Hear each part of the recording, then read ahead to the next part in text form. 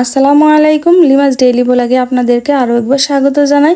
তো আরও একটি নতুন রেসিপি নিয়ে আপনাদের সামনে হাজির হয়েছি। তো আজকের রেসিপিতে থাকছে লাচ্চা পরোটা। তো লাচ্চা পরোটাটা কিন্তু যে কেউ খুব সহজে বাড়িতে তৈরি করে নিতে পারবে। তো এটা কিন্তু বানানো একদম ইজি। তো আর এটা খেতেও কিন্তু অসম্ভব মজার, অন্য পরোটার থেকে অনেক গুণ বেশি মজার। তো কীভাবে আমি লাচ্চা পরোটা তৈরি করেছি সেটা দেখুন। তো প্রথমে আমার লাগছে, এখানে একটা পাত্র নিয়ে নিয়েছি, লাগবে আমার ময়দা। তো আমি এখানে 1.5 কাপ পরিমাণ ময়দা নিয়ে এলাম। তো তারপরে নিয়ে নিলাম 1 চামচ লবণ, নিয়ে নিলাম 1 টেবিল চামচ চিনি আর 2 টেবিল চামচের মতো সয়াবিন তেল। তো সবগুলো উপকরণ আমি হাত দিয়ে সুন্দর করে মিশিয়ে নিব। আর এই কাজটা কিন্তু সুন্দরভাবে করতে হবে, তাহলে আপনার পরোটাটা পারফেক্ট হবে। আর ময়দাটা ভালো করে মিক্সড হয়েছে কিনা এরকম হাত দিয়ে একটু চেক করে নেবেন। তো তারপরে আমি এখানে 1 কাপ নর্মাল পানি নিয়েছি। তো আমি অল্প অল্প করে একটা ডো তৈরি করে নিব। তো এটা কিন্তু খুব বেশি শক্তও হবে না, আবার খুব বেশি নরম না, ঠিক রুটি তৈরি করার মতো একটা ডো তৈরি করে নিয়েছি। তারপরে আমার 1 কাপ পানি থেকে দেখুন এখনও অবশিষ্ট এতটুকু পানি থেকে গেছে। তোমার 1 কাপ কিন্তু পুরাই পানি লাগেনি। তো আমি এখন উপরে একটু সামান্য তেল মাখিয়ে আমি একটু রেস্টে রেখে দিব। আর এতে করে আমার উপরে ময়দাটা কিন্তু ড্রাই হবে না। তো আমি ঢাকনা দিয়ে ঢেকে 10 থেকে 15 মিনিট অপেক্ষা করব। তো ডোটা রেস্টে রেখে আমি বাকি কাজটা করে নিব। এখানে আমি একটা মেজারমেন্ট কাপ নিয়েছি। এখানে আমি 3-4 টেবিল চামচের মতো সয়াবিন তেল নিয়ে নিব।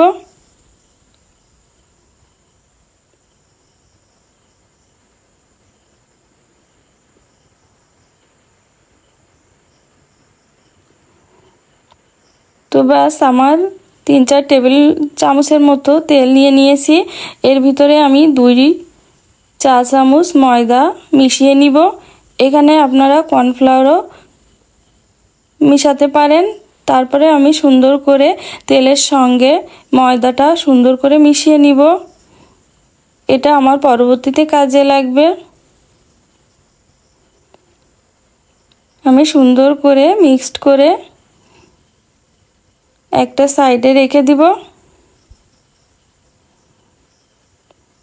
তো 15 মিনিট পরে আমি ডোটা একটু আবার ময়ান করে নিব। দেখুন আমার ডোটা কিন্তু অনেকটা সফট হয়ে এসেছে। তো আমি হাত দিয়ে আবার 2-3 মিনিটের মতো সুন্দর করে ময়ান করে নিব।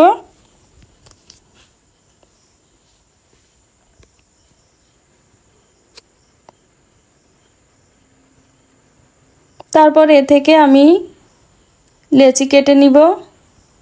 লেচি কেটে একটা পিঁড়াতে আমি একটা রুটি তৈরি করে নিব। তো হাত দিয়ে প্রথমে আমি গোল করে কিছুটা ময়দা দিয়ে আমি একটা রুটি বেলে নিব।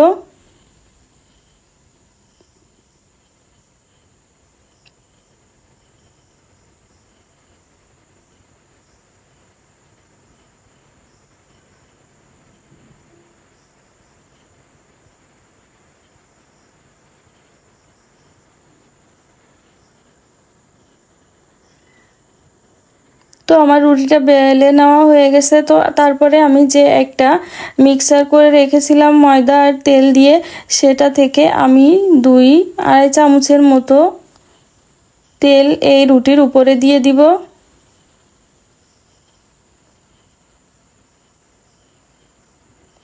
তেলটা দিয়ে আমি হাত দিয়ে সুন্দর করে পুরা রুটির উপরে আমি মাখিয়ে নিব।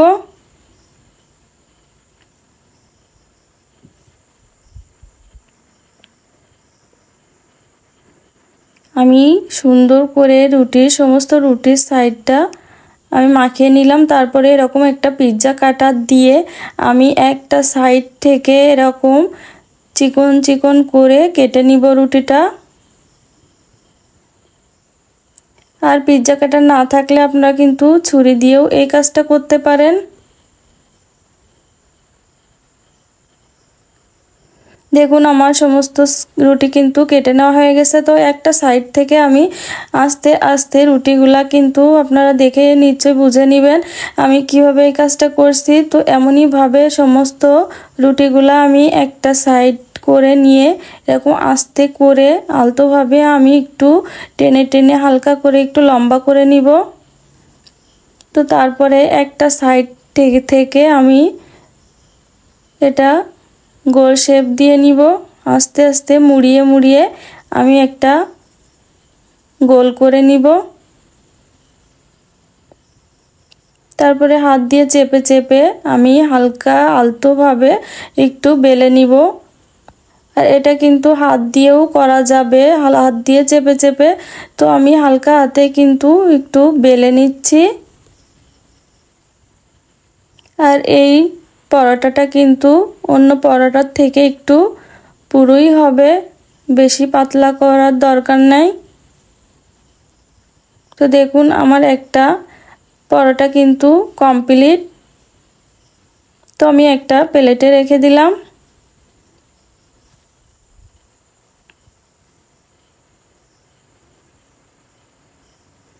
তো আমি একইভাবে আরেকটা লেচি নিয়ে নিয়েছি। আমি আরও একটা পরোটা করে দেখাচ্ছি। আমি একইভাবে রুটিটা বেলে নিচ্ছি প্রথমে,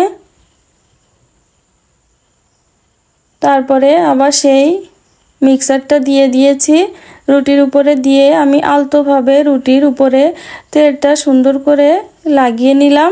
তারপরে পিৎজা কাটার দিয়ে একটা সাইড থেকে আমি ছোট ছোট চিকন চিকন করে কেটে নিলাম।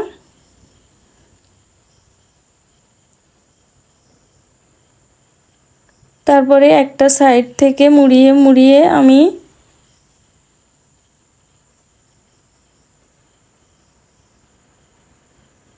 সবগুলো মুড়িয়ে নিলাম। মুড়িয়ে নিয়ে হালকা হাতে একটু টেনে টেনে একটু লম্বা করে নিব।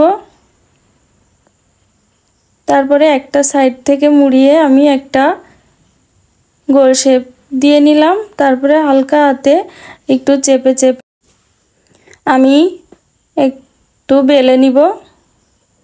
আর এটা কিন্তু খুব বেশি চাপাচাপি করা যাবে না, জাস্ট আলতো হাতে একটু বেলে নিব। বাস হয়ে গেল আমার আরও একটা পরোটা। তো এভাবে আমি সমস্ত পরোটাগুলো তৈরি করে নিয়েছি। এখন চলে আসলাম চুলাতে একটা তাওয়া বসিয়ে দিয়েছি।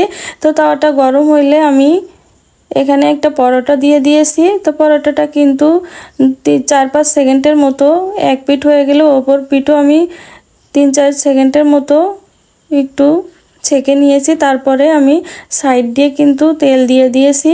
আর প্রথমে কিন্তু তেলটা দিবেন না, একটু ছেঁকে নেওয়ার পরে তেলটা দিলে এটা ভালো আসবে। তো তারপরে আমি এপিট এপিট করে আমি পরোটাটা ভেজে নিব। আর পরোটাটা কিন্তু ভাজতে ভাজতে সাইডগুলো কিন্তু ছেড়ে দিবে। তোমার একটা পরোটা ভেজে নেওয়া শেষ। তো আমি একইভাবে আরও একটা পরোটা দিয়ে দিব।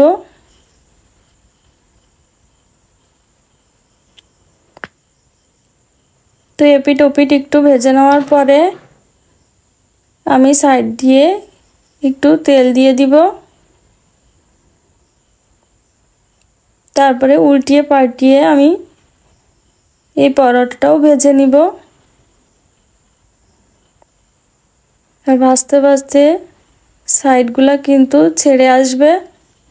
তো তখনই বুঝবেন পরোটাটা ভাজা শেষ। তো দেখুন আমার পরোটাটা কিন্তু সবগুলো ভেজে নেওয়া হয়ে গেছে। তো আমার 1.5 কাপ ময়দাতে আমার 6টা পরোটা হয়েছিল। তো দেখুন পরোটাগুলো কিন্তু লেয়ারে লেয়ারে সব ছাড়িয়ে গেছে। তো দেখতে কত সুন্দর লাগছে, ঠিক লাচ্চা সেমাইয়ের মতো। তো আসলে শুধু দেখতে নয়, খেতেও কিন্তু অসম্ভব মজার এই পরোটাটা। এই পরোটাটা কিন্তু আপনারা সকালের নাস্তায় বা অন্য সন্ধ্যায় খেতে পারেন। তো দেখুন আর আমি কিন্তু আজ পরোটাটা খাবো একটু মাংস দিয়ে, গরুর মাংস দিয়ে। তো গরুর মাংসটা দিয়ে কিন্তু পরোটাটা খেতে অসম্ভব মজার। তো আমার ভিডিওটি যদি ভালো লাগে লাইক কমেন্ট আর শেয়ার করতে ভুলবেন না। আর আমার ফেসবুক পেজে যদি নতুন হয়ে থাকেন তাহলে প্লিজ ফলো দিবেন। আর ইউটিউব থেকে দেখলে সাবস্ক্রাইব করতে ভুলবেন না। তবে এই রেসিপিটা অবশ্যই কিন্তু আপনারা বাসায় ট্রাই করবেন। তো আশা করি আমার এই রেসিপিটা আপনাদের কাছে ভালো লেগেছে। তো আজকের মতো এখানেই বিদায় নিচ্ছি। দেখা হবে নেক্সট কোনো ভিডিওতে। আল্লাহ হাফেজ সবাইকে। আসসালামু আলাইকুম।